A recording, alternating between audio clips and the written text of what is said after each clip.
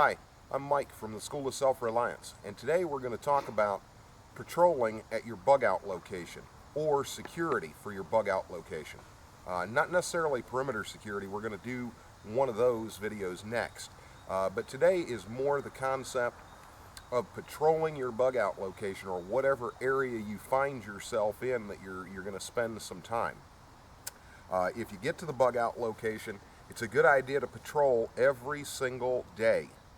You never let a day go past that you haven't patrolled the perimeter and approaches to your bug out location. Never a day. It has to be done every day.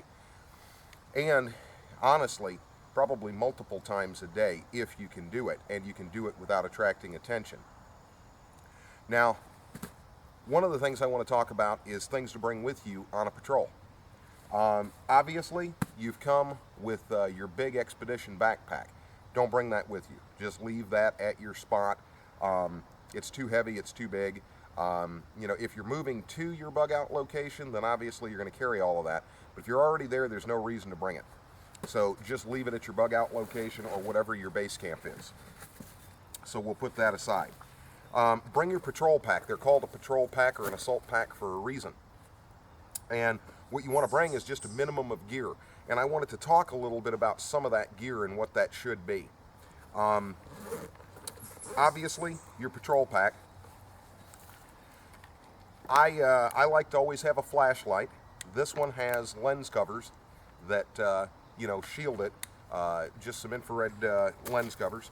And we're going to bring food. Now, you can bring Mountain House.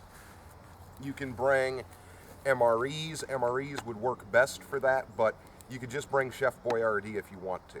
Okay, just don't leave your cans behind. So if you stop to eat, don't leave the can. Bag it in something and take it with you. Every time that you're out on patrol, anything that you leave behind is human sign. You don't want to leave that. Okay, that goes for the package of this. It goes for anything. Even cigarette butts, you don't leave them. Now, if you do choose to go with the Mountain House or some type of freeze dry, first thing people are going to do is they're going to jump all over me and say, hey Mike, you got to have hot water to do that. You're going to have to build a fire and so on and so forth. Well, they're exactly right. Except I use an alcohol stove and denatured alcohol. There's no smoke. It gives off almost no light. If you're out and it's daylight, this should not be hardly a consideration at all. There's no chemical odor when it burns, and you can boil water pretty fast, about 4 minutes to boil a whole canteen cup full of water to rehydrate that food. And if it's at night, as long as you shield the flame, this is a very light blue flame. It's not visible at any kind of great distance.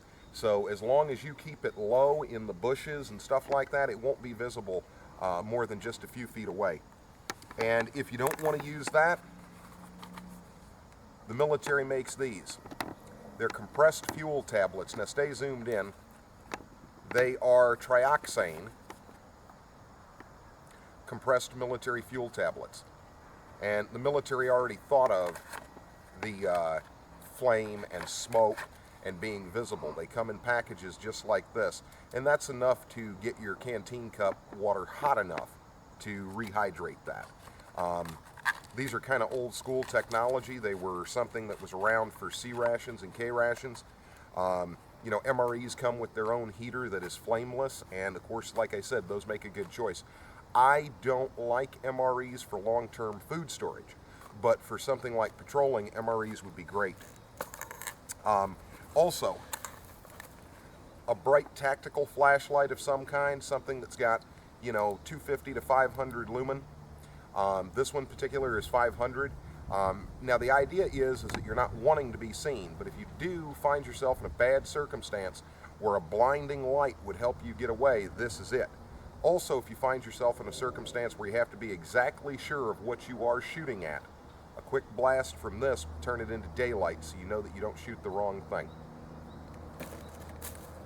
Also, if you're going to go out patrolling, you might be caught out overnight.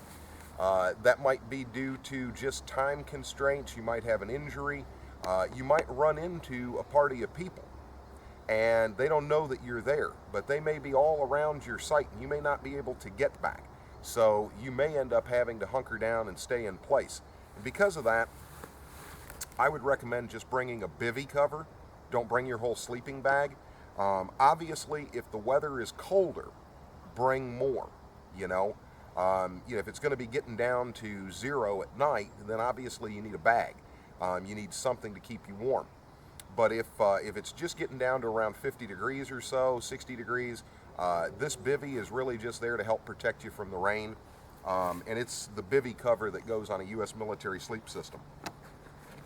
I would bring your bivy shelter or basha shelter. You've seen this in some other videos. It's just a tarp, so that you can keep the elements off of you. I would bring that on a patrol.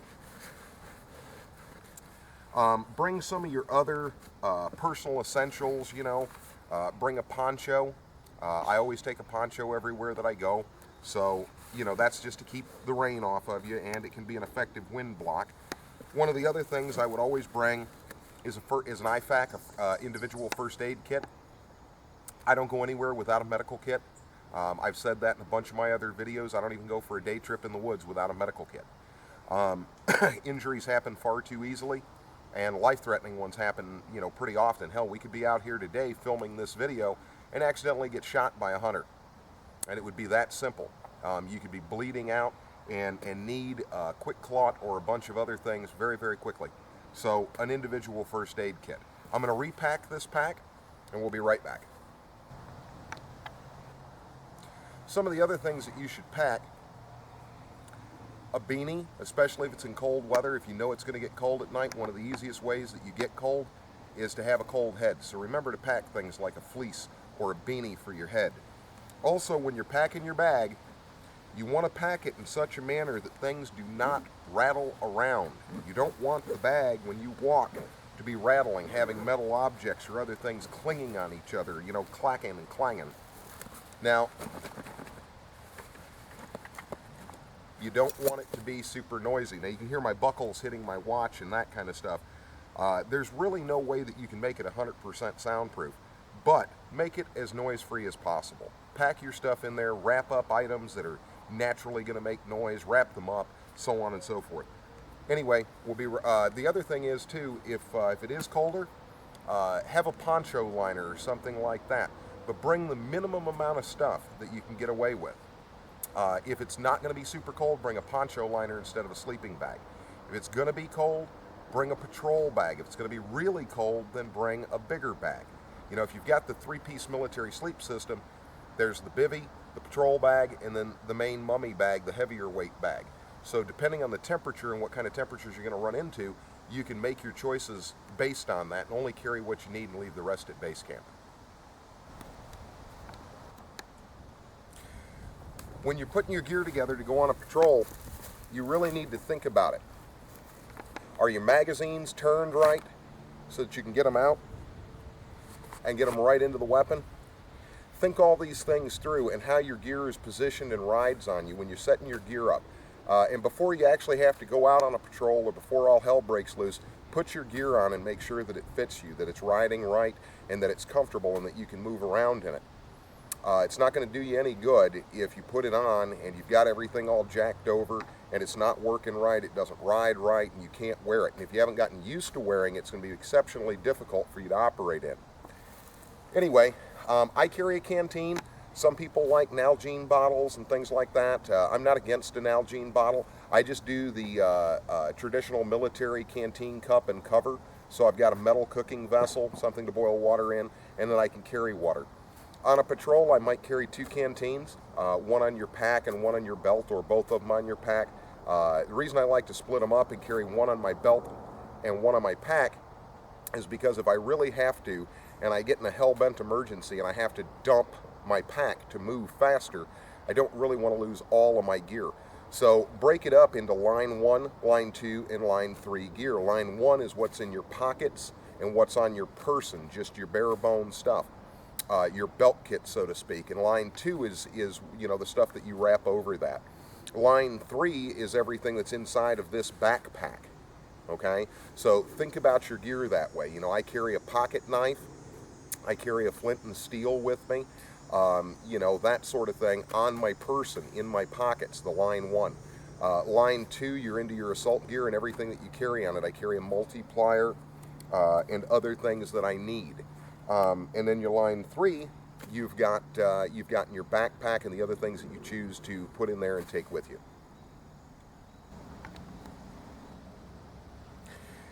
Now, most of you that watch my videos know that I'm a smoker. You've seen me smoke in at least a few videos. And, you know, there's a lot of people out there that still have an old bad habit, okay?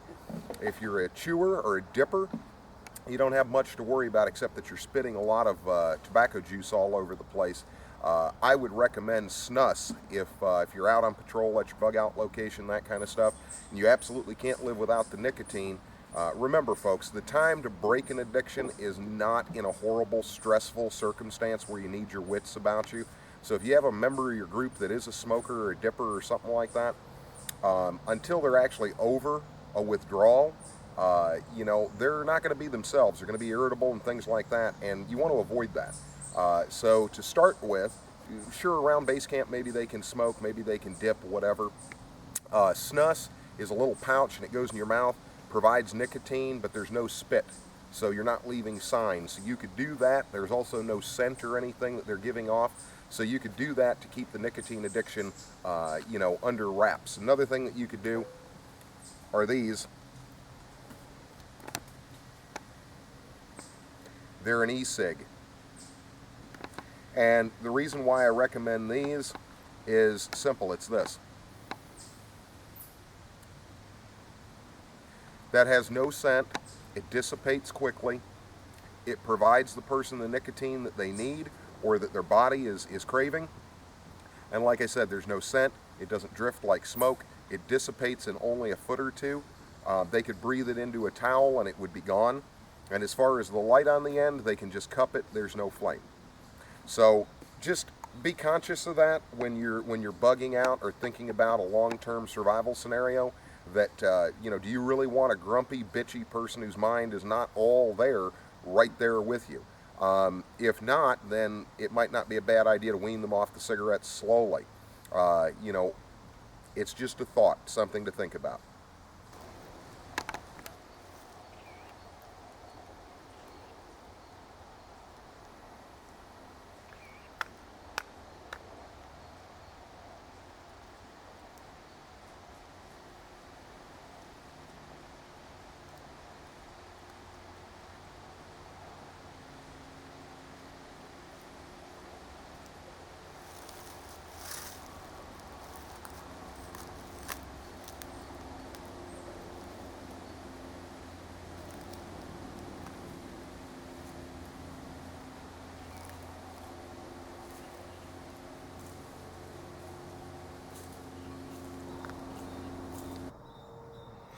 All right, one of the other things, if you have them, okay, for patrolling, the communications device, a walkie-talkie, if you've got them, use them by all means.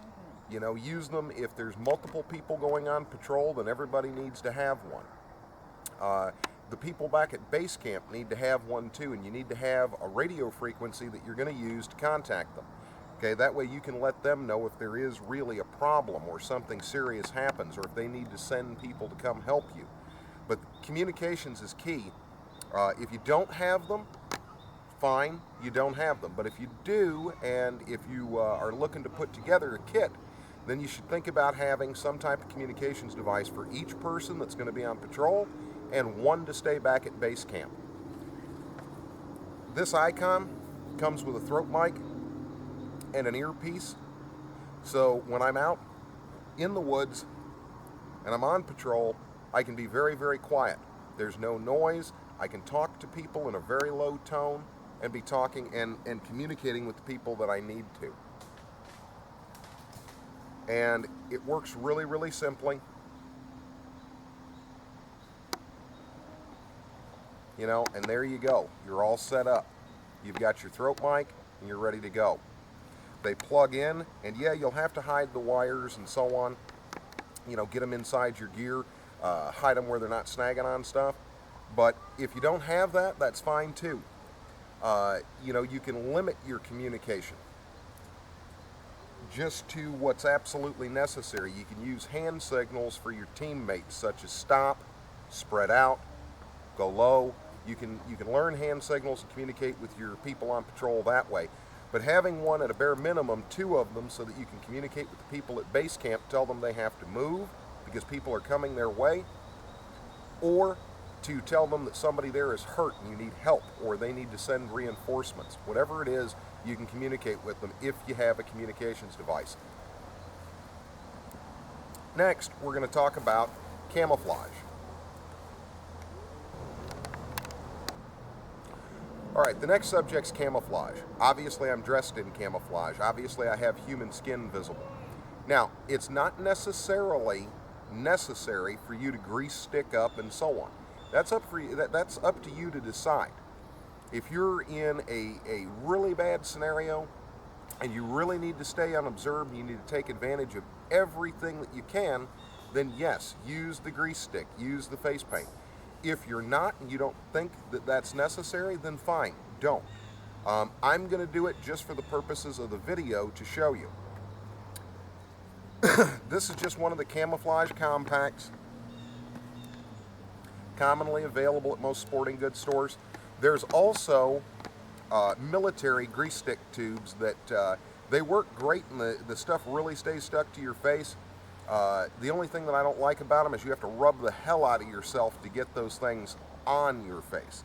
You can also heat them up with a lighter and so on. I've seen people do that. But you really have to rub to get it on there. This stuff's a little bit easier to use and a little more forgiving. And the human face, silhouetted, okay? This is a very recognizable shape. Your mind is trained to pick out the shape of the human face. Whether you know it or not, you are. Okay, your brain will do that, even in woodland environments and so on. It will pick out the eye sockets, the general outline, and it will definitely pick it up. So will other people if they're looking at you and you're trying to stay hidden. Now, one of the things about camouflage that we have to remember is we have dark areas, shadow areas, and shine areas. A shadow area would be here in the cheek. A shadow area would be here in the eye socket. Underneath the nose, because there's shadow from the nose. Underneath the lip, because there's shadow there. Underneath your chin, because there's shadow there. All right, shine areas are like your forehead. When that hits direct sunlight and you have sweat on it or oil, it shines. What you want to be able to do is you want to use light grease stick in shadow areas, very light colors, okay? Because these are naturally dark. So you're lightening them up so that they're not dark anymore. That breaks up the figure and outline and features of the human face. Places that are generally light and shiny, you want to use dark grease stick to paint those up, okay? That way you turn it into a negative of yourself. Cheekbones, things like that, dark areas. Bridge of the nose, dark areas. Over here where it's normally dark, you put in a light camouflage. Anyway, I'm going to go ahead, I'm going to camouflage up, and we'll be right back.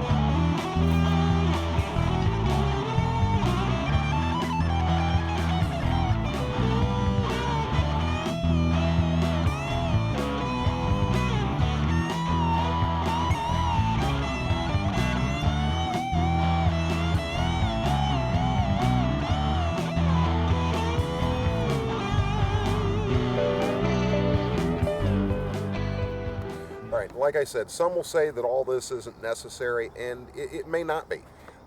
It just depends on your individual circumstance. But this is a fair camouflage job. It's not the best one I've ever done, but I think you get the idea. Dark areas in the shine areas, places that are supposed to be shadow areas have been lightened up with a lighter camouflage. And like I said, darken it up in the areas that shine. All right, when you leave your bug out area or your base camp, try not to come and go through the same locations, and don't try to use them over and over again.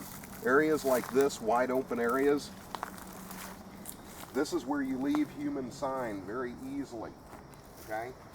Come here for a second. We come down here, you know, my boots are turning over acorns. They're digging them in the ground. They're leaving depressions. A skilled tracker will recognize that, and he'll recognize that as a 200-pound animal that did that. So try not to leave sign like that coming and going. When you get to open areas like this,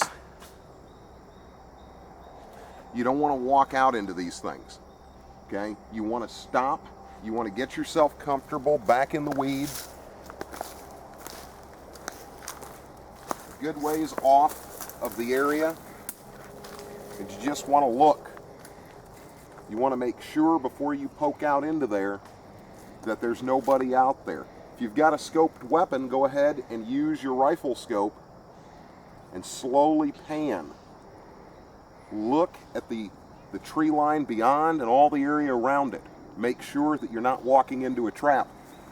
I hear guys talk all the time about, you know, well, if I'm out on patrol, you know, we find people, we'll set an ambush. Well, if you're one person patrolling or two people, keep in mind, if you're going to set an ambush, the U.S. Army, U.S. Marine Corps teaches you that you ambush forces that are half your size. So if you're one guy on patrol and you come across a patrol of two men, according to that rule, you can't ambush those people. You know, it's very difficult to find half a man who's looking for you. You know, if you find one guy who's out looking for you and there's two of you, then that's a mathematical assurity. You're going to be able to ambush that person. But anyway, areas like this are good ambush areas where people can be waiting for you. So when you're out on patrol, you make sure you look around before you poke your head out. And if you're forced to cross an open area, monitor that area before you cross it.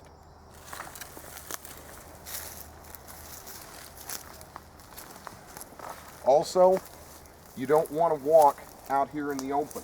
Stay off of trails.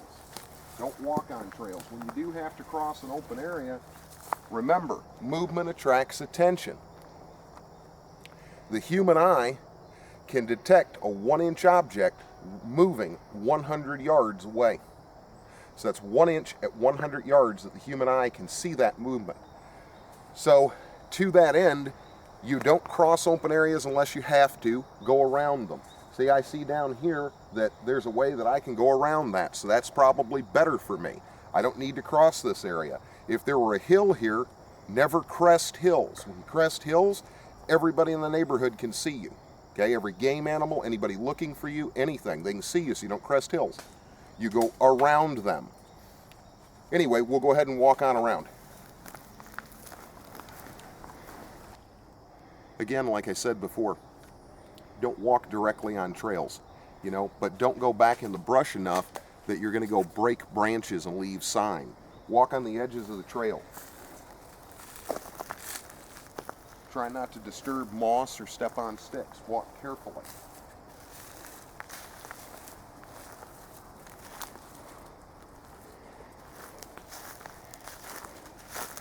Don't crush down little plants like this.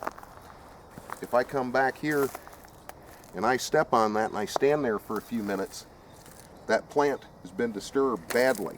If I do this, you know, let's say I turn my foot, I've left all kinds of sign down there, and an experienced tracker will find that.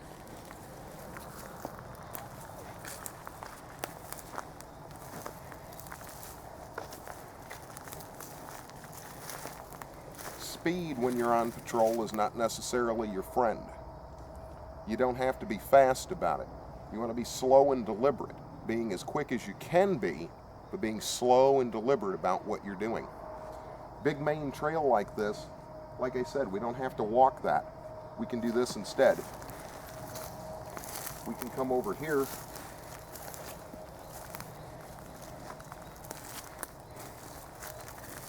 we can get to the same area without having to walk that main trail.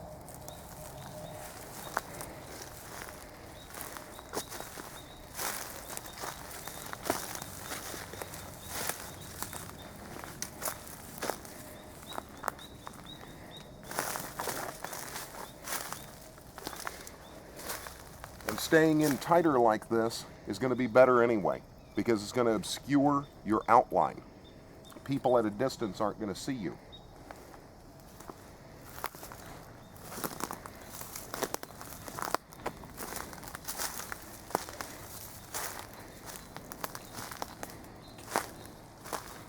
Feel it. Okay, there's a road over here. Now what I've done is I've stopped in an area where there's a lot of brush. If there's people over there looking or something, there's more to obscure my outline. And that's where I've come to rest. Like I said, if I've got a scoped weapon, I can go ahead and I can look, scan very slowly, very deliberately, looking for human silhouette or the shape of human beings, anything to tell me that there's somebody over there. And once I feel comfortable with it, I'm going to come up and approach that road.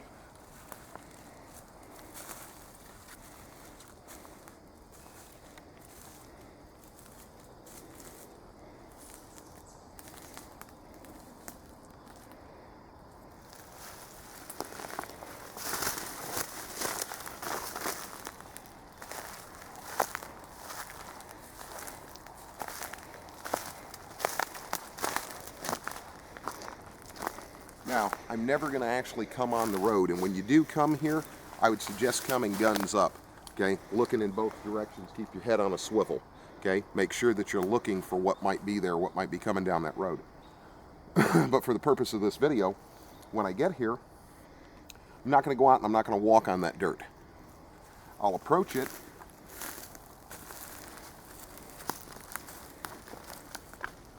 very carefully. And some of the first things that I notice is that there's a mushroom turned over, broken off. It means somebody walked through here or something did. I'm going to start looking at this dirt, and I'm going to start looking for human footprints. I'm going to start looking for vehicle tracks. These are all things that would tell you that people are looking around the area that you're in. Maybe they're looking for you, maybe they're not. I wouldn't spend a lot of time out here in the open. But you'd want to monitor this area. You'd want to look through these places looking for sign. That mushroom was a sign. Here's another one. It's been kicked over.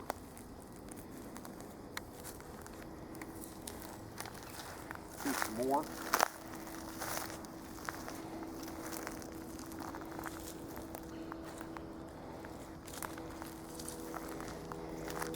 You look in small areas and you look around. And what I see over here is I see a couple of scuff marks, but they look really old.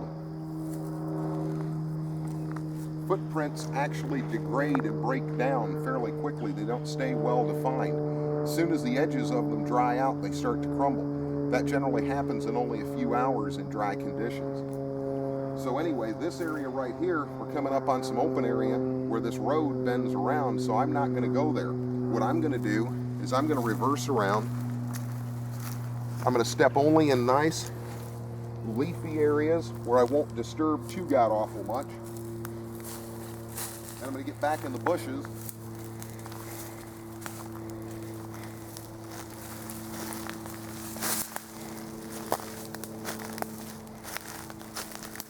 And I'm going to follow this road over here in the woods, in the tree line.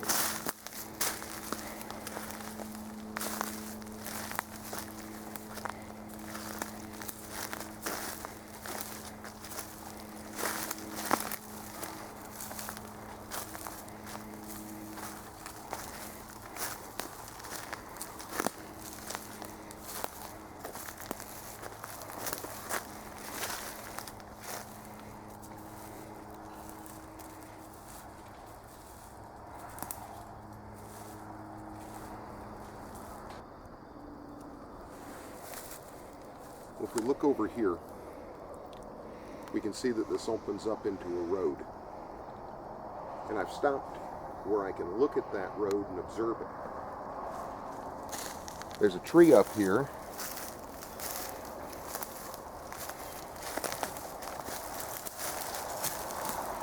I can get down right about here. I can still see the road. I can observe it for the next couple of minutes. And I can watch and see what's going on over there, activities that might be going on. See if there's anybody on it or looking at me. And I can slowly approach the road. This doesn't need to be a fast operation. It needs to be slow and deliberate.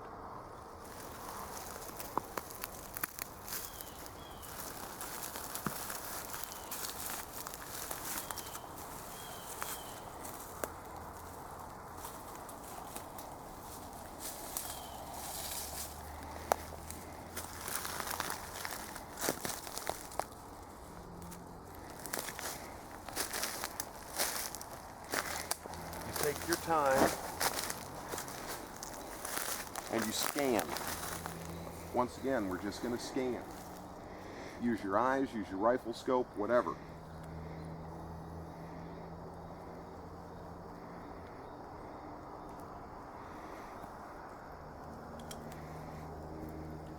Remember, there could be somebody else out there playing Sneaky Pete just like you, hiding in the next tree line, hiding in those bushes, trying to be unobserved. So you want to be careful of that. And after you feel comfortable, you slowly move up to the road.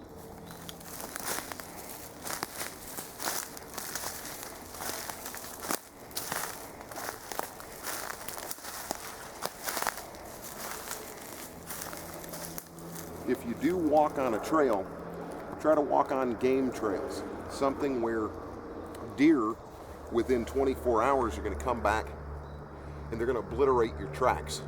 They're going to take care of part of your sign for you that you've left. And, you know, if 15, 20 deer go through an established game trail, which deer do, they run the same circle, especially bucks, every 24 hours. Might be a 3-mile area, but they run it every 24 hours. Then if you've put some footprints on an area like that, the chances of them being obliterated are greater. But again, slow approach. You're looking, you're listening. Okay, you're conducting what's called SEALs. Stop, look, listen, smell.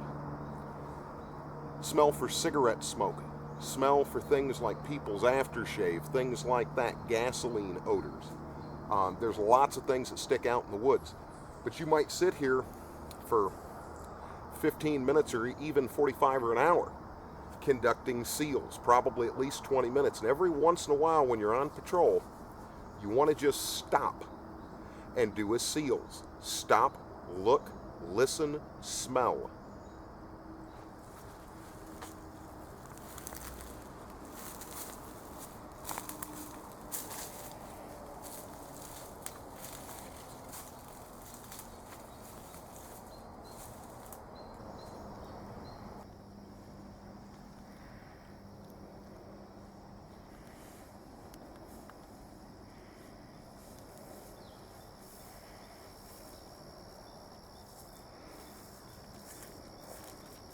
One of the other things that you want to do when patrolling is you want to make sure that you don't disturb wildlife.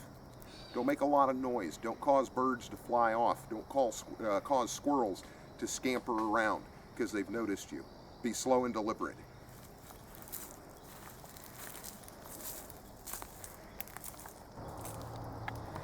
When you do stop, make maximum use of cover and concealment. See, I've got one side open, that's true, but I feel very comfortable over here. This side is the side I've observed the least, so I feel the least comfortable. So I've made sure that there's bushes and stuff that are right here in front of me. This is going to help obscure my outline, make sure people don't see me. But I'm going to sit here again, and I'm going to watch, and I'm going to keep moving down this road the exact same way. And every once in a while, I'm going to come right up on the road, and I'm going to look. I'm going to look for vehicle tracks and things like that.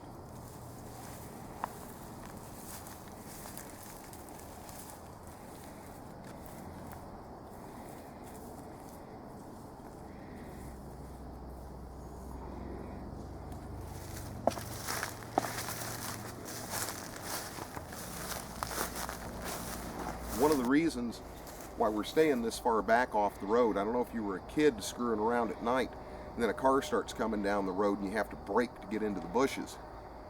Half of the time, you didn't make it. Okay, you didn't make it to the bushes before people saw you. And if you were like me and you went out doing bad things on Halloween, which I always did, believe me, these are the ways you get caught. So I'm staying back off of the road more than enough where I can see it. But I've got all kinds of cover and concealment in front of me where I can just blend into it if I need to, and people will go right past me. And if I do get into a gunfight, I've got obstacles in between me and the other person. Makes it harder for them to shoot me. It makes them harder for them to see me. It also gives me an avenue of escape right back into the woods.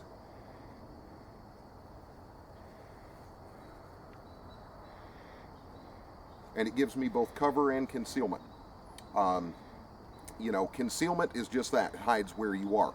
Real cover will stop bullets or make it harder for you to get shot.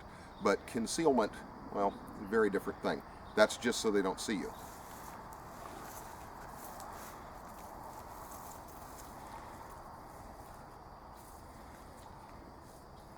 You want to keep your head on a swivel.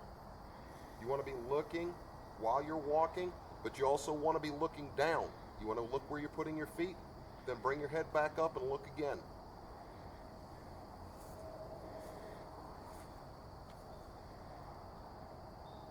So just about every step you take, you want to be doing a look around.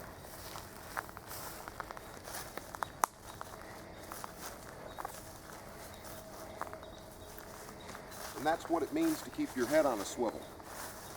Looking around, looking down, even looking up. Making sure that you're looking all around you all the time.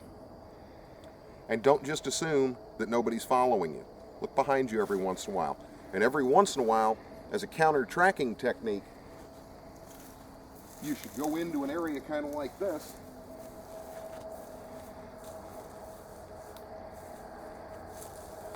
And you should reverse up. Maybe even get real low for a minute. And look behind you. Make sure that you're not being followed. A good tracker who doesn't want to attack you yet, he'll track you maybe 10 to 15 minutes, maybe even 20 minutes behind you. So maybe every once in a while you want to stop, look behind you, make sure nobody's following you.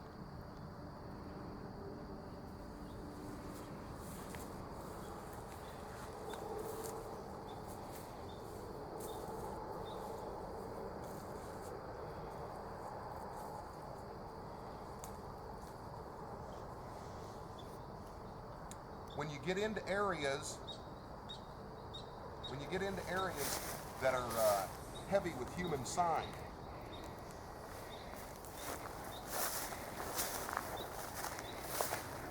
like these areas up here. See, I'm starting to see things. I see a picnic bench over here. Any kind of stuff like that is a human sign. It means that there's likely people around, or at least there could be. So when you get into areas like this, you want to become even more unobserved. You want to move even slower, but you want to change one thing. When you patrol, you should always have, finger out of the trigger well, weapon at the ready. Both hands on your weapon. But when you start to get into areas like this and it starts to look like there might be people around or you've heard or seen things, then the weapon needs to come up and it needs to go everywhere that your eyes go. So if I look right, I come right.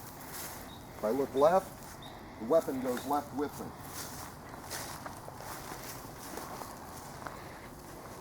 So I'm ready to engage whatever happens. Now, like I said, an area like this, human sign, I'm going back in here.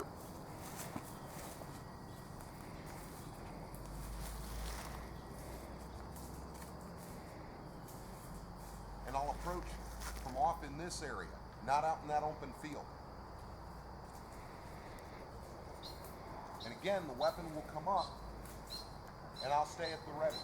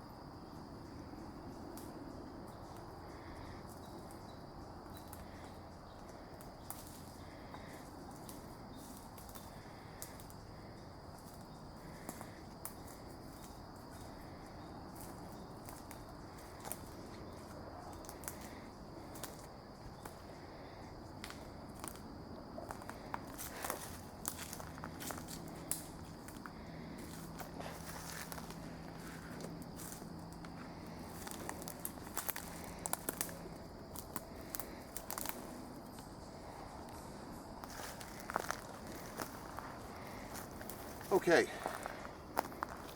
One of the other things you want to make sure that you do is have an established patrol route that everybody knows about, all the people in your group, so that they know a rough area of where you're going. And patrols should be done of your entire perimeter. Okay? So that means a 360 around your camp. Depending on where you're at, depends on the size of that patrol area, but everybody should know where you're going. Roughly how long it takes for you to do it, how long it'll take for you to get back. Now remember, don't give them unrealistic time periods. Prowling by stealth takes a lot longer than just, you know, a trip through the woods, just not caring. And if you do find things that you need to observe, then it's going to take you longer still. Anyway, there's also one other point I want to make. Don't get lost, you know, at your bug out location where you can't find your own way back to camp. You know, believe me, I've seen people do it. You know, you get turned around, you don't know where you're at, you're lost. So don't get lost on your own patrol. You're there for your own safety and trying to make everybody else safe. So make sure that you're able to get yourself back from wherever you go. Anyway, I hope you've enjoyed this video. Take these principles very, very seriously. If you're out on patrol, treat it like it's life and death. Because if you're in a bad situation, it is life and death, and it's your life and the life of your family. So take it very seriously. Act like it's a serious situation, okay? Don't mess around about it. If you'd like to learn more about tracking and so on, we're going to do some other videos on tracking and patrolling and reconnaissance and escape. We're going to start doing a lot more of those. And if you want more information than that, we also offer a T course through our School of Self-Reliance. That's Tracking, Escape, and Evasion, our T course. You can look it up on our website. There's a link on our YouTube channel to it. So again, I'm Mike with the School of Self-Reliance. If you like what we do, like us on Facebook, watch our videos, share our videos. Thanks for watching.